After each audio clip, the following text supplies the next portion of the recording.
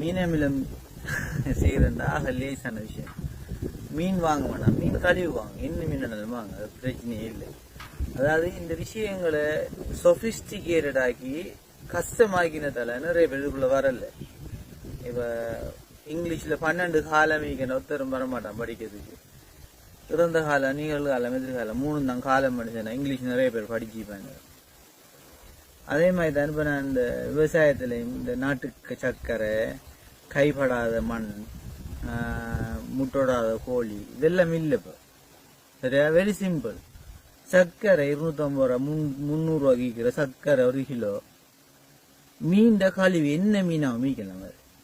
சரியா? மீன் கழிவு, மீன் வாங்காதீங்க, காசு கொடுத்து மீன் வாங்க வேணாம். மீன் கழிவு 1 கிலோ, சர்க்கரை நல்லா இடிங்க, மீன் கழிவை போட்டு சர்க்கரையை போட்டு அவடத்துக்கு நாத்தம் போயிடும். மீன் நாத்தம் அந்த கணமே இல்லாம போயிடும். நல்லா ஏர் டைட் பண்ணி மூடி வைங்க. கடைக்கடை வந்து பாருங்க, மொத்தமா 45 நாளைக்கு இது மூடி இருக்கணும். ஏர் டைட் பண்ணி மூடிக்கணும் நிழலான பகுதியில்.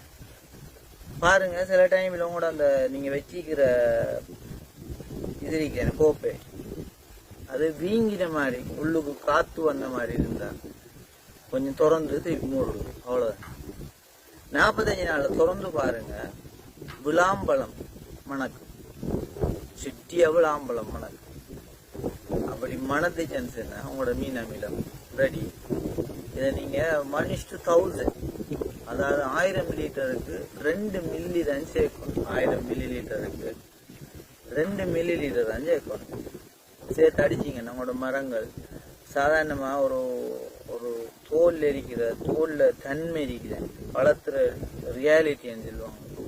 இனிக்கிற பழம் புளிக்கிறதுன்னா அந்த தன்மையை மாத்துறதுக்கு கூட அந்த மீன் அமிலம் பயன்படுதுன்னு சொல்றாங்க. சரியா? அடுத்தது அந்த தோல் கனமா இதுல அமினோ ஆசிட் இருக்குது.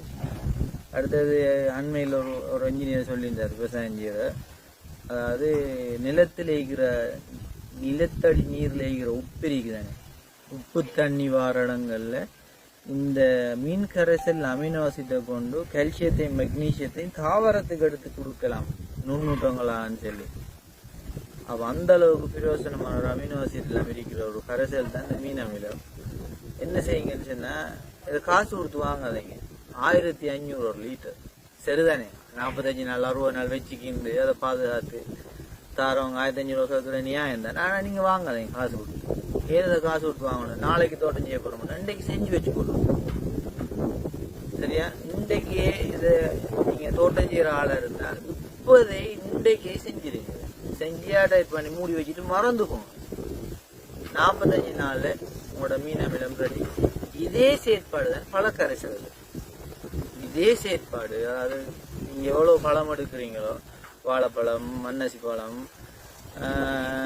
அலின விளாம்பழம், என்னென்னு சரி, இந்த பழங்களுக்கு ஈக்குவலா சர்க்கரை எடுங்க, நல்லா இடிச்சு 2 மிக்ஸ் பண்ணி போடுங்க. போட்டு டைப் பண்ணி மூடி வைங்க.